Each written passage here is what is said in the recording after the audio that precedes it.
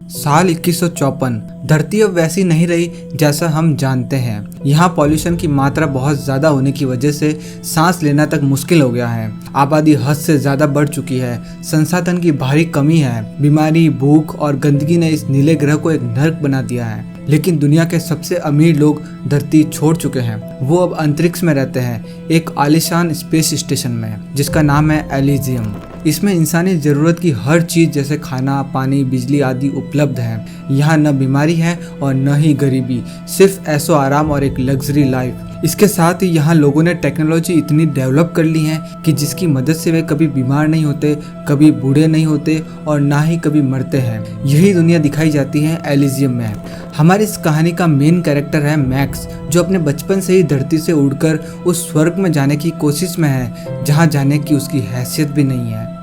तो इस कहानी की शुरुआत होती है पृथ्वी से, जो लगभग पूरी तरह बर्बाद हो चुकी है। पॉल्यूशन, ग्लोबल वार्मिंग और ओवर पॉपुलेशन ने लोगों का जीना मुश्किल कर दिया है। इसी दरमियान एक बच्चा बाहर खड़ा रात के आसमान में एलिजियम को देख रहा होता है। ये बच्चा और कोई नहीं बल्कि हमारा मेन कैरेक्टर मैक्स है। तभी उसे उसके अनाथालय की नर्स बुला लेती है। असल में मैक्स का इस दुनिया में कोई नहीं है और इसलिए वो एक अनाथालय में रहता है। नर्स के बुलाने की वजह से वह अंदर जाता है। तब उसकी मुलाकात फ्रेज से होती है। धीरे धीरे वो दोनों अच्छे दोस्त बन जाते हैं। मैक्स फ्रेज से वादा करता है कि एक दिन मैं तुम्हें एलिजियम पर जरूर ले जाऊंगा। अब कहानी कुछ साल आगे बढ़ जाती है और हमें मैक्स दिखाया जाता है, जो कि अब बड़ा हो चुका है। वो एक रोबोट बनाने की कंपनी में काम करता है जिसका नाम है आर्मेडाइन।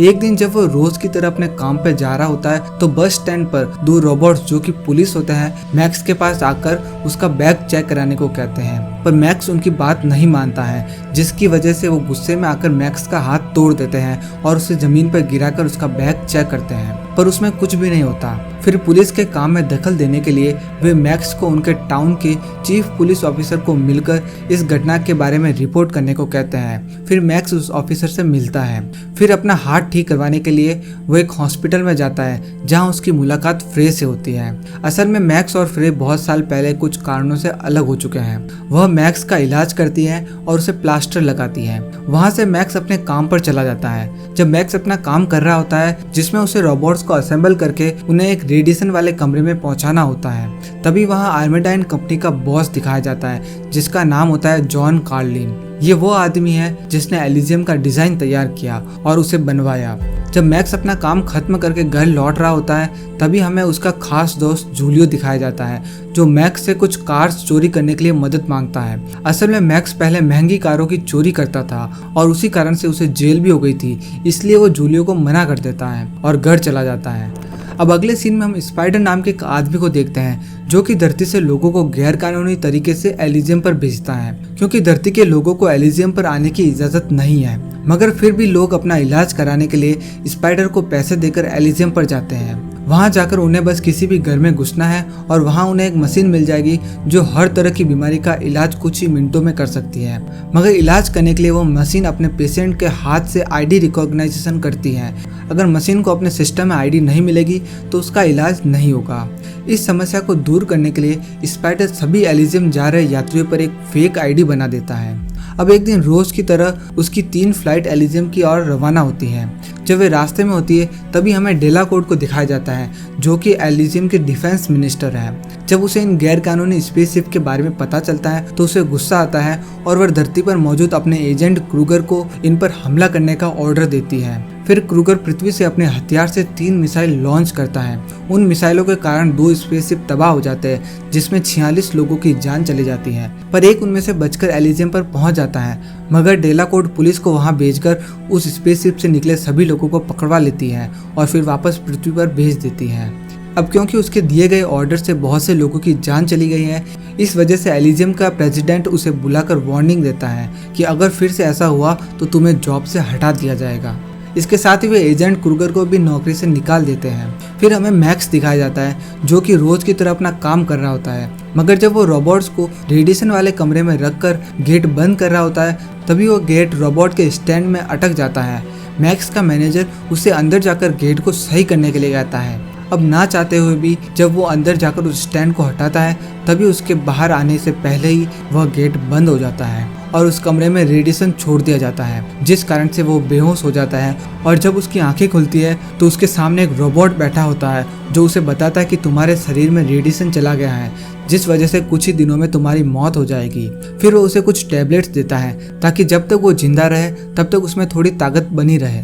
अब जब मैक्स घर जाता है तो उसे जूलियो मिलता है और मैक्स जूलियो को सारी बात बताता है और उसे स्पाइडर के पास ले जाने के लिए कहता है। फिर जूलियो मैक्स को स्पाइडर के पास ले जाता है। अब क्योंकि मैक्स और स्पाइडर पहले साथ काम कर चुके हैं तो मैक्स को लगता है कि स्पाइडर एलिजियम जाने में उसकी मदद करेगा ताकि वो ठीक हो सके, लेकिन स्पाइडर उसे कहता है कि अगर तुम मेरा एक काम करोगे तो ही मैं तुम्हें एलिजियम पर भेजूंगा, जिसके लिए मैक्स हाँ कर देता है। इस काम में मैक्स को एक एलिजियम वासी जो अभी पृथ्वी पर आया हुआ है उसके दिमाग से कुछ डेटा लाना है। इस काम को करने से पहले स्पाइडर मैक्स के शरीर से एक मशीन को जोड़ देता है जो कि उसके नर्वस सिस्टम से जुड़ी होती है ताकि उसे ज्यादा ताकत मिल सके। फिर हमें डेलाकोर्ट दिखाई जाती है जो कि जॉन कार्लिंग से मिल रही होती है। वो उसे कहती है कि तुमने एलिजियम बनाया है तो इसलिए मैं चाहती हूँ कि तुम उसकी प्रोग्रामिंग को बदल कर मुझे वहाँ का हेड बना दो और बदले में मैं तुम्हारी कंपनी को बहुत सारा फायदा कराऊंगी।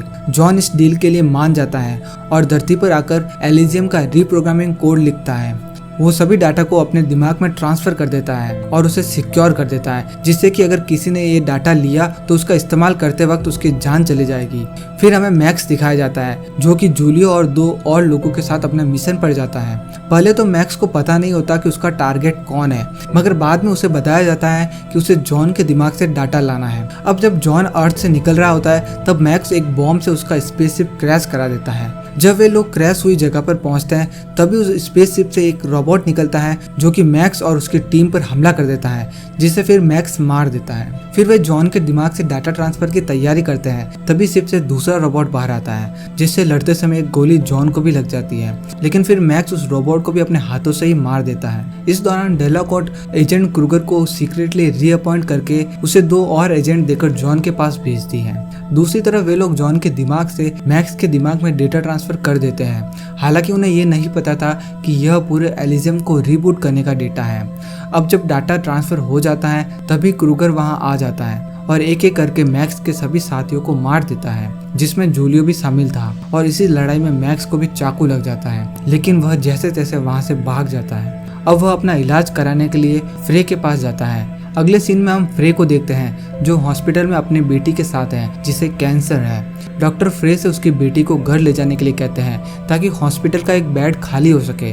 अब जब फ्रे अपनी कार लेने बाहर जाती है तभी उसे मैक्स दिखता है जो कि जमीन पर पड़ा होता है। वह उसे अपने घर ले जाती है और उसका इलाज करती है। दूसरी तरफ हम देखते हैं कि डेलाकोर्ट ने पृथ्वी और एलिजियम पर आने जाने पर कुछ समय के लिए रोक लगा दी है ताकि दूसरे लोग सिस्टम को हैक करके चोरी छिपे एलिजियम तक ना आ पाए। फिर हम क्रूगर को देखते हैं जो कि मैक्स को पकड़ने के लिए पूरे शहर में ड्रोन लॉन्च कर देता है। अब सुबह मैक्स उठकर फ्रे के घर से निकल जाता है, लेकिन क्रूगर एक ड्रोन से उसे देख लेता है। हालांकि मैक्स उस ड्रोन को तोड़ देता है, लेकिन क्रूगर को ये पता चल जाता है कि मैक्स किस घर से बाहर आ रहा है। मैक्स के जाने के बाद क्रूगर फ्रे और उसकी बेटी को मैक्स की मदद करने के लिए उनके घर से अपनी शिप में ले आता है। दूसरी तरफ मैक्स स्पाइडर के पास पहुंचता है और कहता है कि मैंने तुम्हारा काम कर दिया है, अब तुम मुझे एलिजियम पर भेज दो।